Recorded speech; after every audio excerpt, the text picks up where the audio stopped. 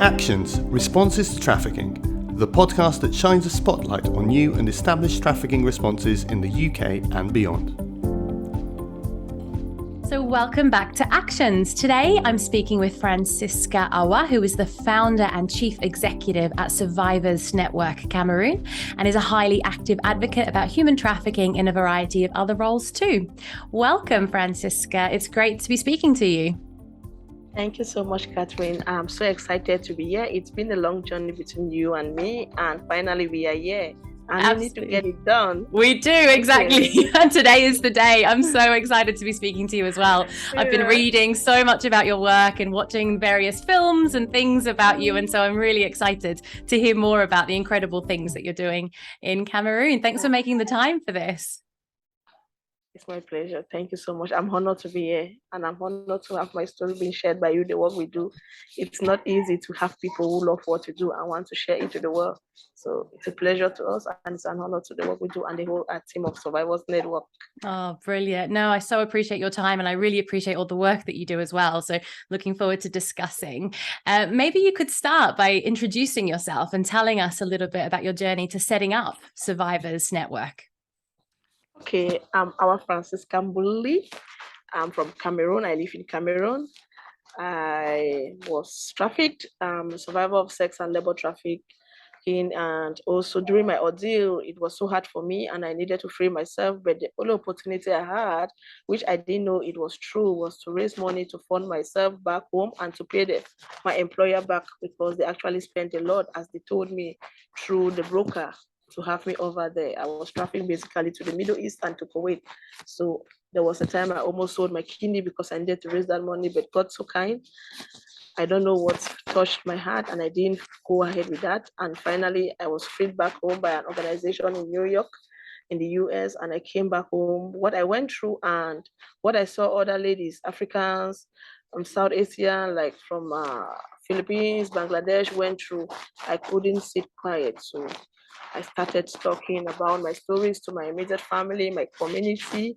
And when they gave me a listening ear, I needed to go to other communities as well to create awareness, because what we have here, when you just say trafficking, everybody knows it's drug trafficking. But my story, my ordeal came so much in time to create awareness that human trafficking does exist. And not only awareness, we needed also to sensitize the whole community and the population in Cameroon as whole on how to prevent themselves, their loved ones, their communities, how everybody needs to be the watchdog for their community against human traffickers. So that's how Survivors Network was vetted, from my ordeal to me having the courage to speak out, having other survivors returned home by our organization. And also even it means that they came back home, even it was not related to us, but everybody was willing to join forces together so that we share our story. We use basically at first those are stories and pictures we managed to get on our phones to show people what we went through, and actually it really works like magic. So that's why I always say my story is my greatest asset. Thank you. Incredible. Thank you for sharing that. And so how long has Survivors Network been in existence then? Survivors Network has been existing since 2015. Yeah. And you said actually I was trafficked, then I returned back home in August of 2015, and by September 2015 I already started my awareness, and the first trip of girls that jointly with Freedom for All based in the US funded the flight. We rescued them back home. So we started from there. Incredible. It has been a speedy journey. It's not been easy, and we don't relent because there is still lots more needs to be done. It sounds like it. It sounds really important work. Can you tell us more? So you've already started to mention the rescue work. Could you tell us more about what that entails and what your organization does? Actually, the rescue starts by removing the person from where they are being trafficked to safety. And what I will cite is not only that people must travel abroad before they are being rescued, but from where we started, I will start from there. We have many of the girls learned about what I was doing. They learned about how fast I was returned home. So they started getting in touch, and notwithstanding, also the girls I met at the safe home in Kuwait, which was then the Central African Republic Embassy, got my contact when I left. So they started getting in touch. And when you get in touch with me, if you are still in your employer's home, I direct you, I give you the address of the safety place so you can get yourself out of the house and run to safety. And when running, don't care if you have a lot of beautiful dresses that you came to work with, just know that you need your head, you need to be alive, get what you can get so that you can manage with that, so that you can effectively and efficiently run away without carrying luggages along with you. Right. So when you're there, you keep in contact with me. There was a man I was connecting with. He would struggle to get the alternative traveling documents, which is called a laissez-passer, because most of our employers, they don't give back our traveling documents. Yeah. So when you have that, and I refer back to Freedom for All, which was the only organization funding the flight, which has done all that. When they are having funds, they will pay for the flight. But when they don't have, they will wait a bit. And I didn't say, because you are from Cameroon, I will give your name and keep the name of those from Ghana. In the quest of rescuing girls by funding the flight, we funded direct flight from Kuwait and Lebanon, 28. And of those, we had 12 from Ghana, 12 from Cameroon, 2 from Nigeria, and 2 from Senegal. Notwithstanding, I think that was last year during the heat of COVID-19, and with the Beirut bomb blast in Lebanon, a lot of girls were really in need. They were homeless, there were no jobs. So we had to join again with Freedom for All. And in that, we rescued 35 girls back home. But that was basically Cameroonians, because they were those that reached out to me. Yeah. So sometimes when the flight is there, we do it that way. Sometimes when it's not there, we try to connect people to IOM. Okay. And I don't know how the journey works with them, because I've never really followed up till the person is finally home back. But many of the girls, I direct them to safety. They always come back home. So that's how the rescue from those who are trafficked out of the country works. Okay. And they're contacting you directly, and then you facilitate that return back to Cameroon or to those other countries you mentioned. Yes, to the other countries. And I know when you're in your home country, you can find your way to your community as per what happened to me. So the main thing is to be back home in your fatherland, as we call it, and then you know that you're safe. So that's how it works. And does it take a long time in order to return people from when they contact you? Actually, in the heat of 2016, 2017, it was like very rapidly, because Freedom for All was really passionate about doing what they are doing. And the girls were really in need to come back home, because not only we were in dead, like we were in acute sufferings, but some were also losing their lives, and some were really deteriorating health-wise and mentally. So there was an urgent need for people to do something, and Freedom for All came in at the right time and was doing that for us. So it was not really in the time frame of 2016 and December 2017. That was when all the 28 girls were rescued. Before now, in 2020, no, late 2020 and 2021, they will rescue the other girls from Lebanon. Right. Okay. And so you've mentioned that there's women from Cameroon who've been trafficked abroad. Could you tell us a little bit about what the trafficking context is in Cameroon? Is there internal trafficking? There's obviously trafficking overseas as well. What does the trafficking situation look like? There's trafficking internally and there's trafficking externally. Okay. Actually, the external one, even though we are doing our best, we are really fighting hard, but it has raised up because Cameroon has a lot of core crisis and conflicts within. We have the Boko Haram up in the northern region.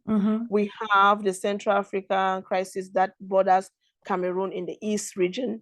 And we also have the ongoing Anglophone crisis, which is directly affecting me. That is where I live. So due to that, many people have been internally displaced from their homes, their comfort homes. Their houses have been burnt. The military against the armed separatists have come, and now the civilians are the ones suffering. And to make yourself comfortable, you need to move out, because they always say when two elephants fight, the grass suffers. So we civilians that are not, we are lay apolitical, we are living a life, we are the ones at trouble. So it has caused many people to be internally displaced. And within Cameroon, a lot of people have migrated from their comfort zone in the English-speaking region to the French-speaking region, where it has no crisis ongoing. And when you go to a different area, it is very obvious. If you're a young girl or if you're a woman, you are tempted to look for shelter. And most often, there are those sugar-coated tongue human traffickers, I always call them, in the form of lover boys, with their hands open to give you that shelter, provide you food, but at the end of it, there is a gain for it. It's not mutually or doing it from their heart. They are doing it because they have their own aim. That is Right. maybe for exchange of your body, or exchange for you being maybe somebody that stays in their house, work, and do all the chores for them in exchange for the shelter. So there's a lot internally, and notwithstanding externally, traveling to the Middle East has really raised to the extent that each family is difficult to go to a family without knowing that, noticing that anyone from that family is abroad. They don't even think what is happening there. They just want to find themselves in safety. And if it is very okay, safety alongside anything that can provide them money to feed or to send back to their families back home. And notwithstanding, even if they are suffering, they are dying, they just wish to be alive and get that to help their family back home. Notwithstanding, children in our own regions are also at risk, because many of our parents are sending their children to their relatives in the safe region to go to school, because the school in our section, in our own region, has not really been regular. So when children are being sent by family members to relatives, you don't go there often to see what happens to your child. Most of the relatives tend those children for their economic purposes, sending them to work on the street. And why the poor parent is somewhere hidden in the forest, because sometimes when the military hits a community, the only means of rescue is to run zip into forest and build thatched houses, so that they can manage, so that they can have access to their farm, which is their basic and their main source of livelihood. So some run into the forest to continue relying on their farmland to do their farming subsistently. Little they have excess, they sell to provide other things that farm can provide to them.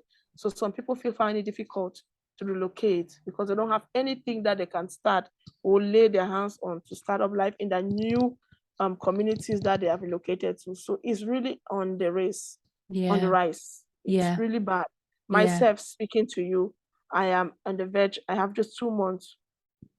I'll be leaving soon because I have endured. I can't do that again.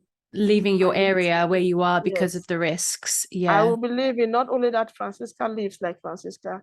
I have a lot of survivors that we are really looking for a means to leave all of us so that they can have a way forward, because they are relying on me, and living alone means I'm left them back to the surface, the onto surface. So I am also looking at myself being an internally displaced in 2 months to come. In search of safety within Cameroon. In search of safety and in search of my work being done smoothly. If you don't mind, in the first week of September, I had 2 visitors from Kenya and one from Ghana, from Free the Slaves. And they got held up because there was shooting and almost 8 people died. So they had to return back without the 1-week training that we planned to. Many people love what I do. Many people want to see the miraculous thing they see on pictures. They want to be there. They want to help us, but they want to be there and walk the journey with us. But I can't advise anyone to come. So if I don't get to safety, my work will end up in the envelope or on the media. I need people to come see it for real. So that's one of the reasons. And my safety first, and one of the reasons is to have visitors and Amaras come visit us in a safer city. And actually enable those visits to happen, because they can't happen where freely. You are. We've already sighted a city almost 2 days by bus from where I am. It's very far, but I need to start all over again. Understandable. Many people would tell me, Francisca, why don't you go out? Why don't you go to the US? I was just at the UN General Assembly some weeks ago. Why would you go and remain? Why would you? I said, no, because what my passion lies is to do what I'm doing. And I wish to do it, so I need to be here. It doesn't take anything for me to say, Kathryn, I want to come over, but that's not what I wish for myself. It doesn't give me that joy. Understandable. No, that's really clear. So that is the cause of why there's a lot of trafficking internally and externally. So you've really described, the male are also targeted, because you see a young boy walking on the road. The government military put on the uniform, they see a civilian, a male civilian who is of age, they will assume that it's a separatist, which is against them. So sometimes they just shoot innocent people along the road. So there's a mass migration of people. Right. So you've really clearly explained what all the risk factors are and all the reasons why people are in a position where they are potentially targeted for trafficking internally and externally, men and women and children. Yes, men, women, and children. Everyone is vulnerable presently. Yeah. And some of the other work that you do is about awareness raising. So I think that leads quite well into what we were just talking about. How does the awareness raising work amongst the communities that you work in? It is very funny. It is very, I would say it's very low class what we do, but it's super quality. I don't know how I can put it, but what we do is we go down to the community, and when we, for example, if we say we are coming to Queens or Brooklyn, what we do is we go down to Brooklyn, we have an authorization, we go to the person who governs that community, like where we'll say we'll go to the chief of the village, because if you come to my house, you need to make me aware that you're here. We go to the chief and acknowledge our presence in his community, so that in case we find ourselves anywhere, anything happens to us, he's aware and he can look for means to get us to safety. Oh, we are already protected by his acceptance of us doing our work in this community. Then from there, we can be in a team of 10, sometimes 8. We break ourselves into two. We take like some people are going into this street, some people are going to the next street.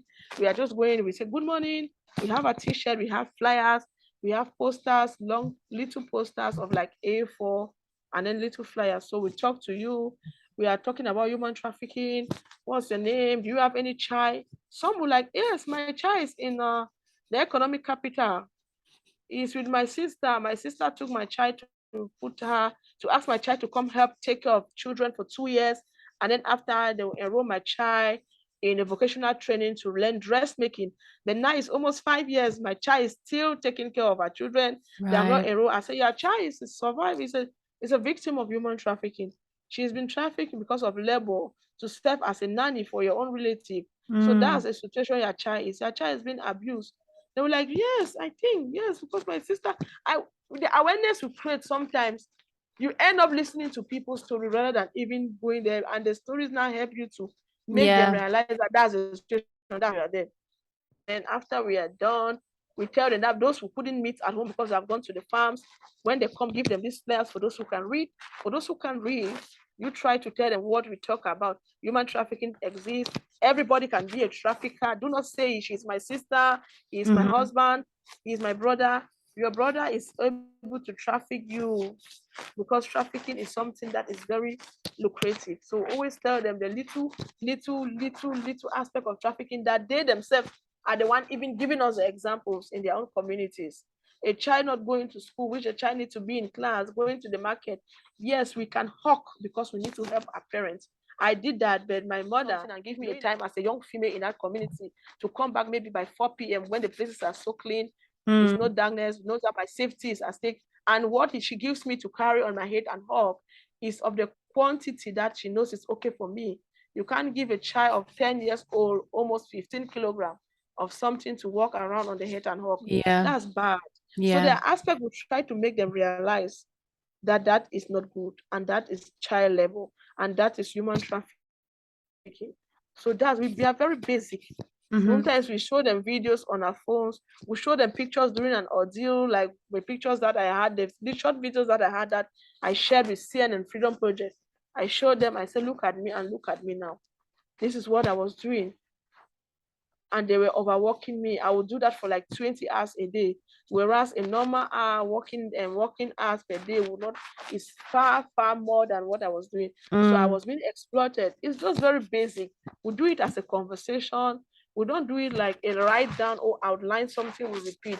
We just go depending on how the person receives. Or some people tell us they don't want to listen. Some people will say you went to Kuwait and you were felt bad. But my own daughter or my sister is there and she's doing well. She will even show us gadgets. The gadget I'm having, she said. I say, yes, that's why it is alarming there, even at world standard. But I think even it is at, I think maybe some 10% of those who are there can fall into the hands of people of good heart, so they'll be treated rightly. but most up to 90% of people who are there are suffering. We didn't say that it's bad, but we say that the people are treating us bad, and the situation the people are putting us into is called human trafficking. We are not like blackmailing or saying anything back about the country. That's how we do it, very basic. And then at the end of it, we always tell them that also you are now, we give our contact and tell them in case of anything, call us. You are now part of us. You are now peer leaders in advocating against human trafficking in your community. Right. Because this is not a lone game. Everybody needs to be there. We go to churches. Sometimes we go to the market. We don't care. I am fearless. I'm shameless. I go to the bus stops because we have bus stops. I give flyers. Sometimes people will take it and reluctantly fold and put in their handbag. But before you know it, those people will call you. I took this name from one lady. I took this name from one young boy at the motor bus stop. And that's how they get in touch. We go to anywhere people can listen to us. Right. During March, where we have the women, is a month for the women. We have the International Women Day. We go to women gathering. We go to a lot of places. We are just everywhere. We struggle sometimes to go even to the ministry and then to the national TV and radio stations. Everywhere we are granted access to, we make to get the message. To get the message out there. Well, a lot of the situations you've described is people are sending their children away because of survival, because of necessity, because schools are not open. So it's a reality that people they have to, if they want, for their child to carry on. Yeah, also on the other hand, because of fake promises by their relatives who lives in different cities. Right. Because they have secondary aim to take the children and indulge them in funny activities, not what they promised their parents back in the rural villages. Yeah. So what are people able to do then? So if they need to send children away because schools are closed, because it's dangerous, but they know that there's a risk where, family members could be exploiting and trafficking, what options do people have, or what alternatives are there to help for people to keep themselves safe, or to think of ways to stay safe? Ways to stay safe actually is the crisis accepts community schools and it's very expensive. But if there are ways that community schools can be funded, community schools can have their teachers have salaries without coming from the parents who are really in hardship, then that will be okay for parents to keep their children while they allow them to go to community schools and not government-owned schools. Notwithstanding, the other way of safety is like what we are running now presently, which is a safe home. Though it's for women, but we also have women coming with children. We said 2 children, but sometimes you see a lady that is in a situation you need to rescue with 4 children. You can't rescue the lady and keep the children away. We rescue all of them. They are in the safe home, but we don't have access to provide them even evening teachers or house teachers, because even the women we rescue, most of them are very, very down when it comes to education. So many of them can't read and write. Okay. They also need the homeschooling, but that is not, we can afford that for now. And it's something we hope in the future when funding comes, we'll do that, because it's a basic necessity for everybody to read and write. Notwithstanding the young children, when their mothers during the day, they are in the vocational training center. You find them when you go, they're roaming around, and that doesn't speak well, and that doesn't feel good for me as a parent. Yeah. So that's really interesting. Homeschooling, community school, where you can get like 5 houses and get a community teacher for basic subjects that you can pay them. I think that is accepted, and that is something that will push them when they are of age that they can manage themselves. God willing, by then maybe the crisis will be over. If it's not over, maybe it's an opening for them when they are mature enough to fend and to take care of themselves. Then you can now hopefully maybe send them out to continue their education. But notwithstanding, they are going there already basic with the basic education that they have gotten from the community teachers or community school. So it's really about structural factors, the structure of education, the availability of education, even in humanitarian crisis, needs to be there as a basic foundation to keep children safe, because then they're not having to travel for education. Yeah, that makes a lot of sense. Thanks for sharing about that. You also do work on rehabilitation and supporting women to develop a livelihood program for themselves. First, I was using my little apartment. Yes, for almost 2 years, because what happens with those that being rescued, survivors from out of the country, is that many of us, including me, our family, borrow money or the lease of a valuable property, maybe the house they are managing or a cocoa farm, which is a source of livelihood. They lease it off to get money, and then they use the money to send you out there, and then with huge interest. And then when you go, it's not working, you struggle to come back home alive in one piece. It is very difficult to convince your family to tell them that it didn't work out. And then now they are left with huge debt and maybe at the verge of losing their property. So most often when we come back home and other girls, it's difficult for the family to accept us. So many of them came back to me. Back then I was having a 2-bedroom, and so that was primarily how we started to shelter women in my private apartment. Managing it with a lot of my family members was not easy, but I needed to do that. Yeah. Yes. And then after, sometimes I'll be the one struggling to talk to the mothers. You know, mothers will always have a listening ear before the father. And then some of the mother will be sneaking and bringing us food without the knowledge of their father, who is so angry, who is so bitter because he's sent the child out there borrowing money, and then now he's in debt and there's nothing to show for. The child is coming back with a high unemployment rate in the country. So the father is really much disturbed, but the mother can really understand. So sometimes mothers will come and give them food. I'll provide them even dresses, and or some of them can leave my house and travel to maybe a relative in a different city, still running away from the father. Or some of them who don't live in my city, when they come, they'll come to my town, to my house, and then after we reunite them back, provide them transportation back to their own city to meet their family.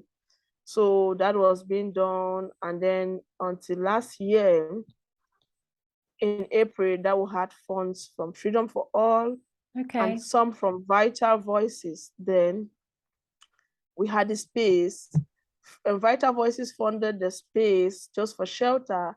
And then we talked with Freedom for All, and they also funded a small-scale, multi-purpose vocational skills center, because it was not really a good idea to have the women come just to provide them breakfast, lunch, and dinner, and then they just get up in the morning, sleep, feel the free while I'm there working my ass day and night.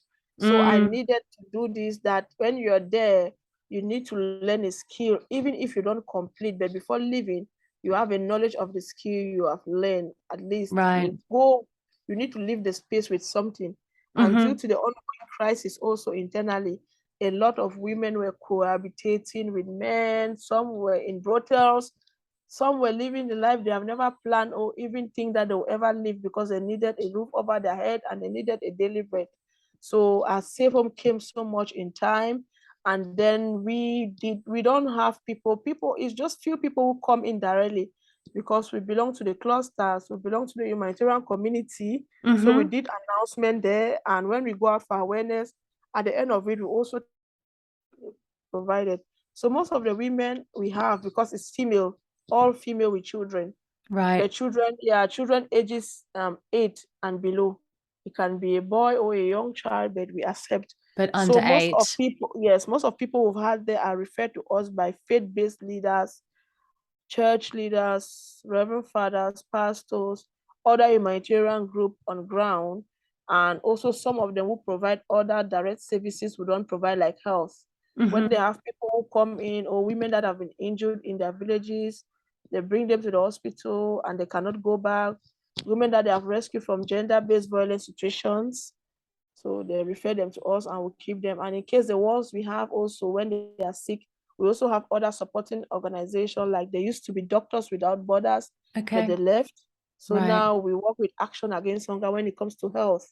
And that's how we get women that come to the safe home as well. And also those who come from abroad, some of them have also passed through the safe home. Now they no longer use my space again. So that's how people come in there. And while you are there, you must do something. If the shelter coordinator reports to us that you don't do your own chores, it starts from your own chores. They have a roster for those to clean, those to cook. They are all women, they are of age, though they are underage.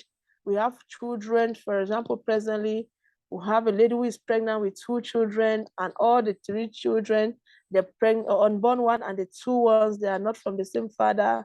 She's right very far from the Northwest region. She was cajoled by somebody in the name of love, and she's now left on the street. We have a young girl whose mother passed away. The father started abusing her sexually, and she's pregnant, and she was sent to a different city. Her uncle started abusing her in the pretext that when he does that, the pregnancy will come out. That can cause the pregnancy to come out since she's underage, and doing that can help her. We also have a young girl whose father started abusing her at the age of 14 and the age of 17 in the same house with the mother. Because of lack of space, they are managing a room for the whole family. She got pregnant for her father, and she's been in the same home for 1 year. So those are the cases I'm highlighting, the cases that if we are moving out, we need to work along with them, because sending like that girl who was impregnated by the father is like sending her back to her predator. Exactly. So it seems very difficult. We just had a girl who put to bed a set of twins. She's just 14 years old. And luckily enough, she was almost to be sent to the capital city of the administrative capital city of Cameroon to put to bed for her child to be sold, not knowing what she was having, even a baby or two.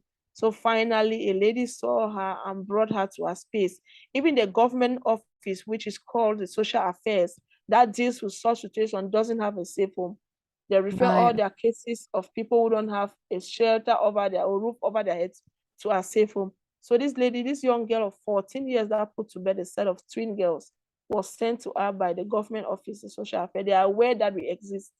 So they refer to you. So you're one of the only safe houses that are available. The only safe house. The only safe house. Yeah. And we are so sorry that 2 months from now, if we have funding to keep it going, we'll have funding to keep it going while we are in the other city. But if we don't, then we can't. Then you can't function. Yeah. We can't function. And it's so sad. But it is. And it's clearly a need if there's nothing else available, and these girls have nowhere else to go as an alternative. Yeah. And so there's a lot of different experiences, and so the women that you're supporting have experienced a range of forms of violence. So not only trafficking, but the forms of violence they've experienced puts them at risk of being trafficked as well, doesn't it? Yes. Yeah. Okay. So that's how actually, when we started, we were stipulating that it's both short term, long term. Some people, you can't see somebody who don't have anywhere to go, and you're telling the person your term of 3 months is over. And then if the person is excelling in the skills the person is learning at the vocational training center, you can't tell a person who is doing well in dressmaking to leave at 3 months, because at 3 months it seems very difficult to be an expert in dressmaking. So yeah. And is the hope that they then go on to set up their own businesses and can run their own livelihoods based on those skills?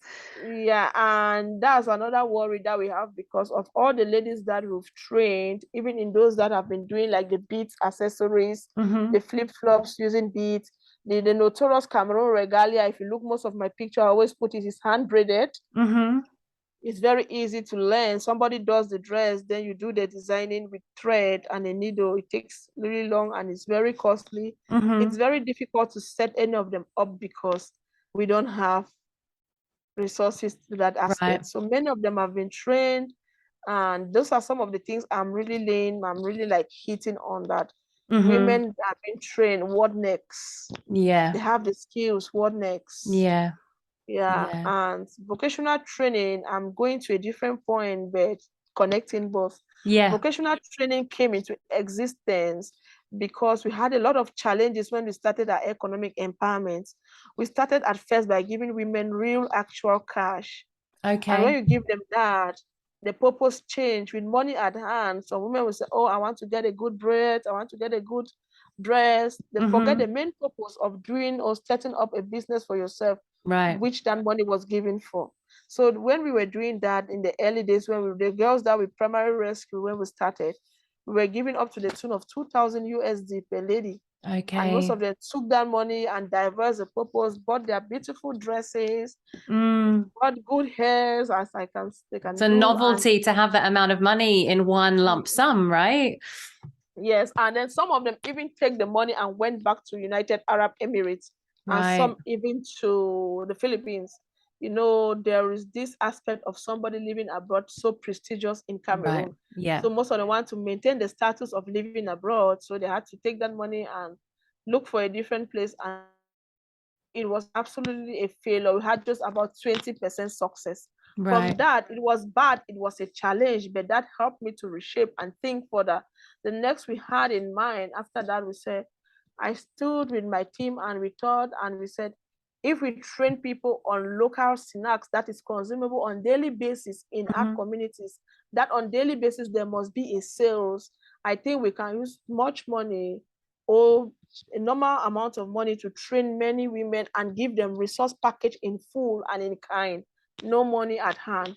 So we started training women on peanut, plantain chips, things that people must consume. And then the way we mobilize our women, we know the women who are really vulnerable. Even we did that, we have done that all over Cameroon.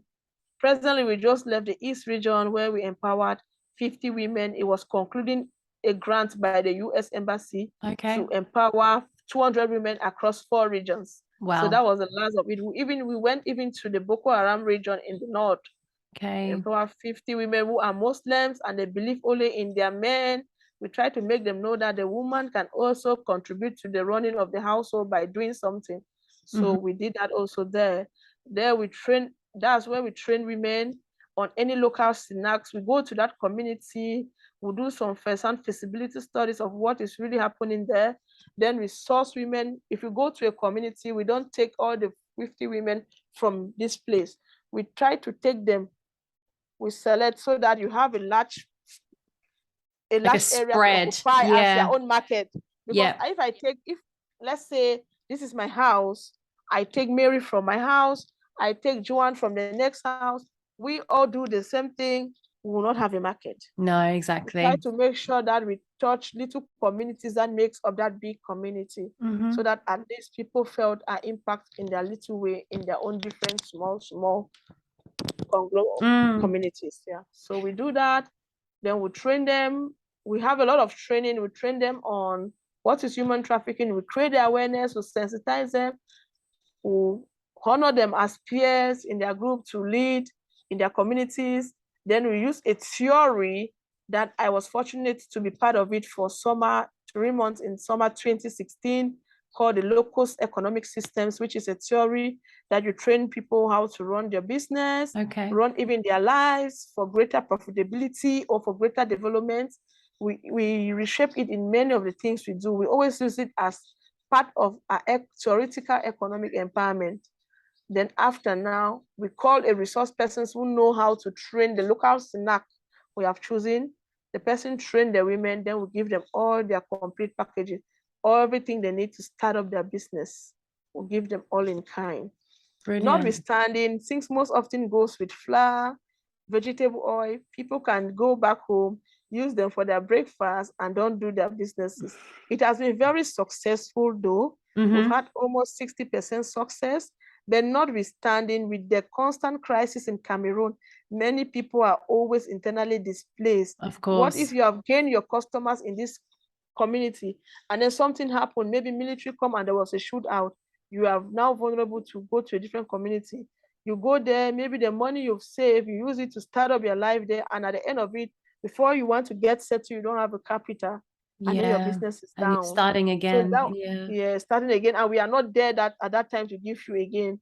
So we think again that with the constant internally displacement, we think skills can be better. Because if I acquire the skill of hairdressing or hair or manicure, if I go to a different city, even if I don't have the equipment, I can knock at a manicure door, the door of a manicure shop, and tell the owner, please, I'm good at doing manicure. And I can be offered a job because my skill I acquired was up here. So it has been a lot of challenges, though they are bad, but it has also in its own way positively help us to reshape, rethink, and innovate in the ways we do our economic empowerment. And strengthening the program as you evolve, as you learn from hiccups that happen along the way. And not only is it helping us, but many other organizations also say, Francisca, please, can you really tell us your journey of economic empowerment? Because we've seen a lot of changes. This time you're showing us women learning dressmaking, women learning beads making, beads flip-flops. We've seen women doing puff balls, many things out of flour, plantain. What is happening? You are doing a lot. I said there are challenges that people don't know internally, except I understand to you that it was a failure. That was great. I receive it with heartbreak, but I turn it into a positive way to reshape, rethink, and re-strategize the next move. And then share that learning with other people, which is brilliant as well. I do that a lot. I share that that's excellent. That's brilliant. And so if people would like to find out more or to get involved, how is the best way for them to get in touch with you? The best way to how did you manage to get in touch with me? Via LinkedIn, I think, firstly. Yes, I'm so fervent. I'm so vibrant on LinkedIn. LinkedIn has been like, so I think my name, anyway, even my number, if you wish, it's on WhatsApp. Like, seriously, as you're looking at me, anytime anyone knocks on my door, I'm always ready to even answer. Yeah, because working with survivors, I remember myself, how it was very difficult to me. How when I needed people the most, I was calling and people were throwing it back to me. Hey, can you stop disturbing me?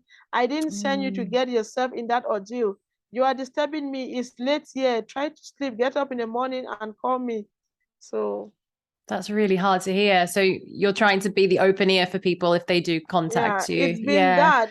It's been like that. And sometimes I always say, what I went through, even the worst of my enemy, if I have the means to help them, I will help them. I will not allow them go through what I've been through, although I don't have an enemy. I always say that. Yeah. Unfortunately, that's all we have time for. Thank you so much for coming on the podcast. I have really enjoyed speaking to you and learning more about your work. Thank you so much. Thank you so much too. And there's been a lot of success as well, personally, as Francisca. There's been a lot of paparazzi, meet with Obama, being an Obama fellow. Presently, I've just granted the Ashoka Fellow for Anglophone West Africa. Congratulations. Thank you. The VV Visionary Leaders, the Vital Voices Visionary Leaders, which is a very rigorous process for 7 weeks. After the call, I'm going to my assignment. There's a lot that comes with it. You have a very impressive biography and a very impressive list of awards and accolades. So really well done. And it's clear that you're making a huge amount of impact. So yeah, really well done. Thank you so much. Awesome. Well, thank you so much. And thank you also to the listeners or the viewers of this podcast. And until the next time, goodbye. You've been listening to Actions, Responses to Trafficking podcast. Music used in this episode is Inspiration, written by Rayful Crux and sourced from freepd.com. Actions is produced and presented by Kathryn Baldacchino.